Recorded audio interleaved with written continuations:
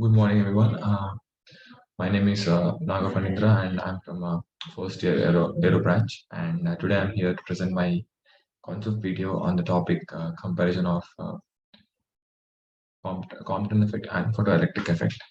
So let's start. Generally, the photoelectric effect. What is photoelectric? What is photoelectric effect? The photoelectric effect is defined as the ejection of electrons from a metallic surface when the suitable when light of suitable wavelength is incident on a surface is known as a photoelectric effect, and the emitted electrons are known as photoelectrons.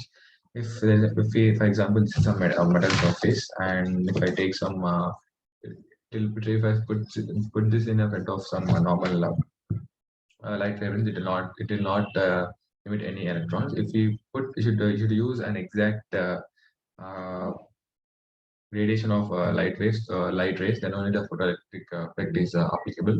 And the construction of photoelectric effect experiment. In this experiment, the electron plates are photosensitive metal surfaces enclosed in an evacuated quartz tube.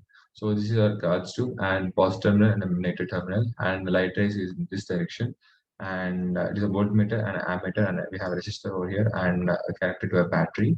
And so one of the plate is connected to a ammeter. One side of it's connected to an ammeter, and the other sorry, ammeter, and the positive terminal of of a battery and other two plates. So positive terminal of a battery to the other terminal of the plate, and a battery to the galvanometer.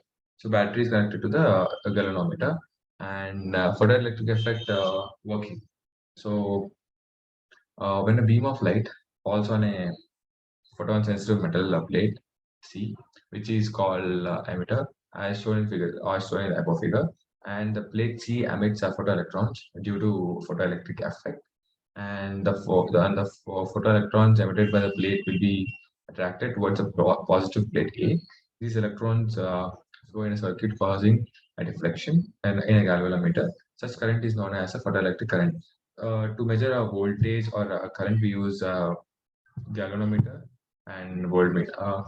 We use the galvanometer and a voltmeter here, and an ammeter also, and they are all connected to a battery. And when a beam of radiations allowed to incident at one plate at current starts to flow in a circuit, due to which the galvanometer shows the reflection. The flow of current ensures that the fact when radiations of suitable wavelength of incident photosensitive metal surfaces, electrons are ejected.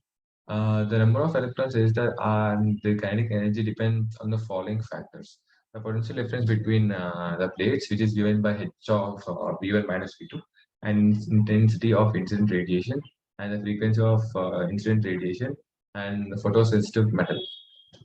How much hard metal, how much type of metal, and how much radiation of light is required for that. Everything is calculated on the with this thing. And now we'll know about some few of the applications of photoelectric effect. They are used to generate electricity in solar panels. Yeah, solar panels are nowadays booming in producing the electricity, and these panels contain metal combinations that allow electricity generation from a wide range of wavelength and motion and position sensors. In this case, nowadays we are using the motion sensor lights and like that. So if anything moves under it only, they will on the sensors, and they will throw us some light or anything. A photoelectric material which is placed in front of UV or IR LED. When an object is placed in between the LED, which is a light emitting diode, and the sensor, light is cut off when the electric circuit registers a change in potential difference. If something changes, only the potential difference will change and the LED will glow. The light sensors, such as ones used in smartphones, enable automatic adjustment of a screen brightness according to the lighting. This is because of the amount of current generated by a photoelectric effect and dependent on the intensity of light hitting the sensor. So every phone have a sensor on the top, and it will how much it will take the how much with radiation for the electric or sun effect is coming, and it will give a screen brightness accordingly. That is one of the technology we are using right now, and which we don't know how does it work. We just know that when we go a sunny place, it will go blight. It will go blight, and if we come a dark room, it will come less. And the original theory behind it is the photoelectric effect only. And X-ray photoelectron spectroscopy (XPS). This is a technique used for X-rays to radiate a surface and measure a kinetic energy and emitted electrons. Important aspects of the chemistry of a surface can be obtained, such as elemental composition, chemical composition, and the empirical formula components of the compounds and the chemical state. Photoelectric cells are used in a burglar alarms and used in a photomultiplier to detect the low levels of light. In phones also we use this one, and used in video camera used in the early days of television. Yeah, in early days of television, we used to have this photoelectric effect which closed the screen, and that night vision devices are based on this effect. Nowadays, we have night vision cameras and all. How do they work? In that kind of darkness, also they give for us a black and white pictures with some clarity. It's all done by a photoelectric effect only. It will capture the light, how much only it's having, and it shows an output how it is. How we could see the thing even in the dark too. And the photoelectric effect also contributes to the study of certain nuclear processes. It takes part of chemical analysis of materials, since emitter electrons tends to carry specific energy uh, that is characteristic of the atomic source. Now we are coming to the Compton effect, and the Compton effect also is known as Compton scattering. Is a result of high energy photon colliding with the electron, which releases the loosely bound electrons from the other shell of the atom or molecule.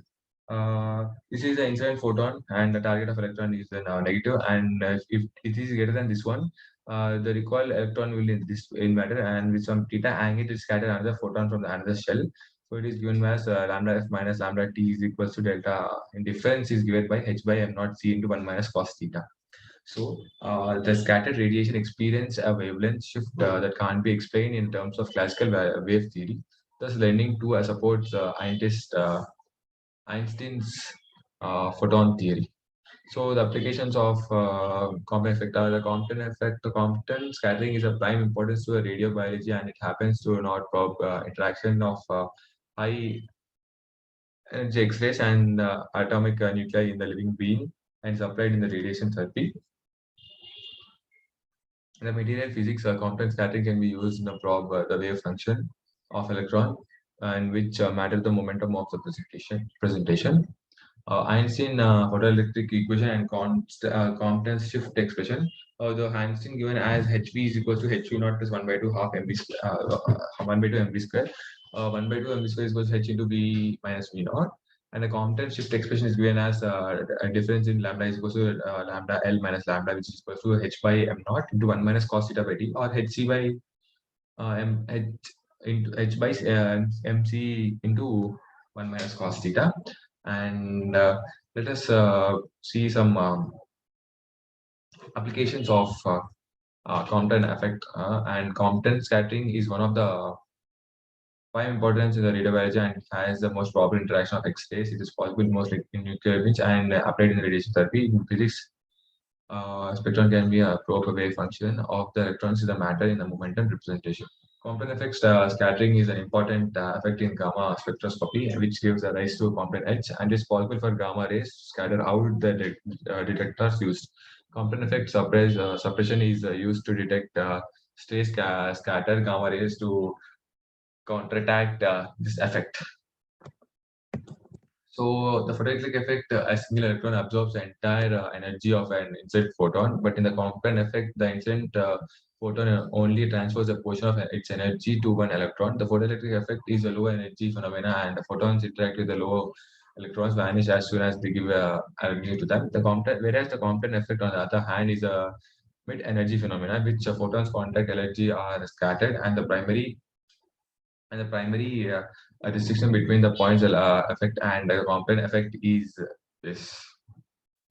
The difference between photoelectric effect and Compton effect are, first is Albert Einstein explained this photoelectric effect, and coming to Compton effect, Arthur Compton explained the Compton effect. A photon transferred all of its energy to a single electron, whereas coming to Compton effect, a portion of photon energy only is converted into a single electron. And a low energy phenomenon is the photoelectric effect, and the Compton effect is a phenomenon that occurs at a mid energy level. And after the interaction of the photon, the dispersed photon has no longer wavelength and the incident photon. Because the photon interacts with the free electrons in the Compton scattering, it can't absorb the complete energy of a photon as it does in the photoelectric effect, because the momentum of conservation is violated. So with this, I conclude my concept video, and thank you.